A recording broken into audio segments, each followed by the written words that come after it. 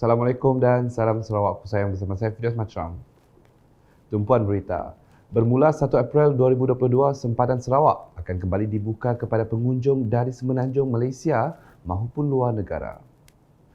Timbalan Premier Sarawak merangkap pengurusi Jawatan Kuasa Pengurusan Bencana Negeri JPBN Sarawak, Dato' Ahmad Douglas Unggah Bas berkata prosedur operasi standard SOP telah dilonggarkan dan lapangan terbang antarabangsa Kuching LTAK telah pun membuat persediaan menyambut kedatangan pelancong dari luar. Now, from the 1st of April, the international flight or international passengers coming from Singapore, dari KL, dari KK, dari whatever state will be domestic passengers, which doesn't need any more SOP. Yeah.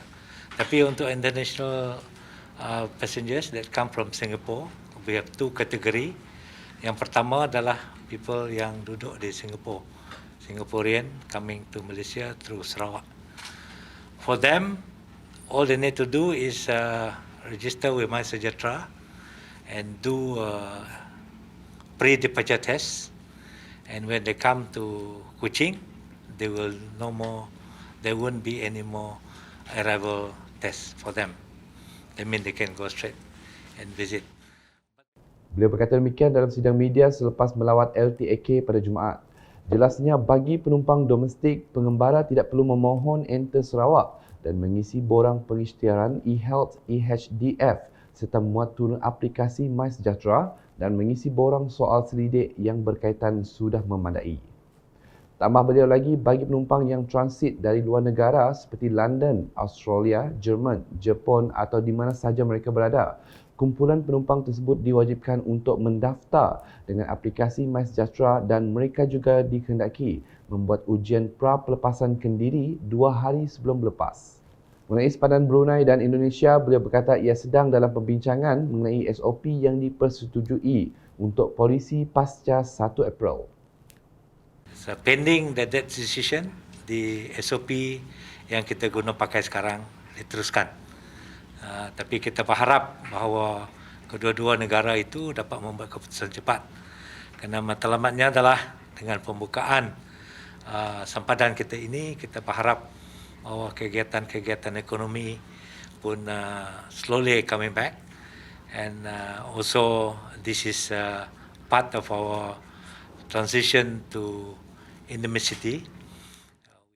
Dato' Ahmad Douglas dalam pada itu berharap dengan peralihan kepada fasa endemik, rakyat akan perlahan-lahan kembali kehidupan seperti biasa dan sentiasa berjaga-jaga serta menjaga kesihatan masing-masing. Laporan seterusnya, penganjuran kursus kemahiran jangka pendek merupakan inisiatif kerajaan negeri untuk meningkatkan kemahiran masyarakat, khususnya di kawasan luar bandar bagi membolehkan mereka meningkatkan sumber ekonomi. Timbalan Menteri Pembangunan Wanita, Kanak-kanak dan Kesejahteraan Komuniti Sarawak Muhammad Razi Sitam berkata, dengan kemahiran yang dibekalkan melalui penganjuran khusus, penduduk kampung berpeluang menjadi individu yang berkemahiran tinggi sekaligus mempromosi kebolehan mereka di media sosial. Tegasnya masyarakat kini harus berfikiran terbuka dengan tidak terlalu bergantung terhadap kerajaan semata-mata dan hanya mengharapkan pekerjaan dalam sektor awam selepas menamatkan persekolahan. Beliau berkata demikian pada Majlis Penangguhan Kursus Kemahiran Jangka Pendek JKJP, Jom Cantik dan Kursus Asas Grafik Anjuran Unit Pendidikan Kemahiran Kemas Betong di Pejabat Kemas Debak pada Jumaat. Muhammad Razi yang juga ahli Dewan Undangan Negeri Adun Saribas berharap pihak Kemas akan memperbanyakkan kursus jangka pendek sebegini dan akan terus bekerjasama dengan komuniti di Debak dan Betong bagi membantu penduduk di situ mendapat input kemahiran yang setaraf untuk mereka di bandar. Sejurus selepas itu, Muhammad Razi berkesempatan memeriahkan program Jalinan Kasih dan Sembang Santai bersama ranting PBB Kampung Hulu 2E bertempat di Riveria Sports Centre Debak. Program itu merupakan inisiatif ahli jawatan kuasa PBB Ranting Hulu 2E bertujuan menzahirkan rasa kesyukuran dan tahniah kepada Muhammad Razi di atas pelantikan beliau selaku Timbalan Menteri di Kementerian Pembangunan Wanita, Kanak-kanak dan Kesejahteraan Komuniti Sarawak. Menurut Muhammad Razi, beliau menyifatkan pelantikan sebagai timbalan menteri sebagai satu amanah yang harus dipikul dengan memberikan yang terbaik untuk kesejahteraan rakyat Sarawak amnya. Selanjutnya di Saratok.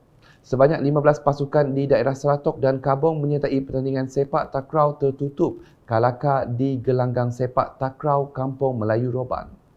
Pertandingan anjuran pemuda PBB Kampung Melayu Roban itu telah dirasmikan oleh Ahli Dewan Undangan Negeri Adun Kalaka Muhammad Duri pada Jumaat. Dalam ucapannya, beliau amat menyokong kegiatan sukan untuk para belia di kawasan itu dan sentiasa mahu melihat mereka terus berusaha untuk memajukan diri melalui sukan hingga boleh mewakili negara. Selesai merasmikan pertandingan itu, beliau sempat meninjau projek baik pulih Masjid Kampung Melayu Roban yang masih dalam pembinaan dan diberi taklimat oleh Jabatan Kerja Raya Saratok mengenai status projek tersebut. Perkembangan seterusnya di Mukah. Institusi kepolisian negara akan terus komited dalam mempertahankan keselamatan dan ketenteraman awam negara. Demikian tegas Ketua Polis Daerah KPD Mukah DSP Muhammad Rizal Alias. Katanya melangkah ke usia 215 tahun, beliau menyuruh semua warga PDRM agar sama-sama memperbaharui sumpah taat setia kepada raja dan negara serta berikrar memastikan keselamatan rakyat serta kedaulatan negara terus terpelihara. Berucap semasa sambutan memperingati Hari Polis yang ke-215 di hadapan Ibu Pejabat Polis Daerah Mukah pada Jumaat, beliau mengingatkan semua anggota untuk melaksanakan tugas secara profesional dan terus memperkasakan integriti demi mempertahankan keluhuran perlembagaan dan undang-undang. Ujarnya, tema sambutan kali ini iaitu Polis dan Masyarakat Berpisah Tiada, menuntut seluruh warga PDRM untuk sentiasa sedia berkhidmat dan berdiri teguh di bawah naungan Panji Sang Sangka Biru dalam memikul tanggungjawab dan amanah memelihara keselamatan masyarakat dan keamanan negara. Dalam majlis itu, seramai 5 anggota dari Pesuruhjaya Polis Sarawak menerima sijil, manakala penerima sijil dari KPD Mukah terdiri daripada 15 warga IPD Mukah, 4 pengamal media termasuk unit komunikasi awam Sarawak dan 3 orang awam. Manakala di Sarike, dengan sambutan Hari Ulang Tahun ke-70 Angkatan Pertahanan Awam Malaysia, APM, bahagian Sarike disambut sederhana namun penuh semangat dan azam baru.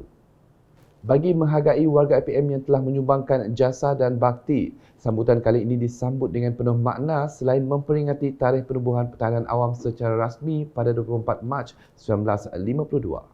Warga APM Serikay juga disarankan agar terus menunjukkan peranan jabatan itu bagi menarik minat masyarakat untuk menyertai APM di samping memperkemaskan diri dengan pelbagai kemahiran yang diperlukan. Selain itu, mereka juga perlu turun ke akar umbi bagi melaksanakan local engagement dalam memberikan latihan kepada masyarakat dengan kesiapsiagaan menghadapi segala situasi atau bencana. Ia sekaligus mengangkat peranan APM sebagai salah satu komponen yang penting dalam membantu negara serta menyampaikan perkhidmatan kepada masyarakat. Seiring dengan perkembangan dan kemajuan negara, APM juga perlu melakukan anjakan dan pelaksanaan plan yang teratur serta strategik untuk terus kekal relevan. Beralih ke laporan COVID-19, Sarawak mencatat 980 kes positif baru pada Jumaat, melibatkan 38 daerah lalu meningkatkan jumlah kumulatifnya kepada 293,839 kes setakat ini. Menerusi kenyataan media Jawatan Kuasa Pengurusan Bencana Negeri JPBN Sarawak, 284 kes dikategorikan klinikal 1, 689 kes dalam kategori 2, 1 kes dalam kategori 3, 2 kes dalam kategori 4 dan 4 kes dalam kategori 5. Daerah-daerah yang dikesan adalah seperti tertera.